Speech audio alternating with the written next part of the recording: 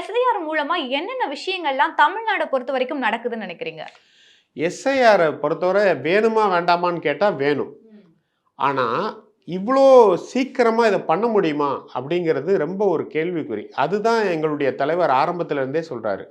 November 4ஆம் தேதி SIR ஆரம்பிக்குது அப்படின்னு சொன்னாங்க.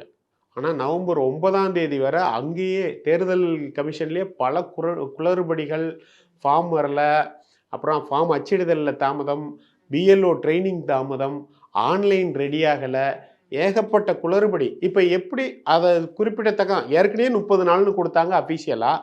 அதில் அங்கேயே ஒரு 5 நாள் போயிடுச்சு. 25 நாளில் 6.5 கோடி மக்கள் தொகையை எப்படி ரீச் பண்ணுவாங்க? நீங்கள் பண்ணுங்க, வேண்டான்னு சொல்ல. அதுக்கு ஒரு நல்ல காலகட்டம், ஒரு ஆண்டு முழுசாக எடுத்துக்கிட்டு பண்ணியிருக்கணும்.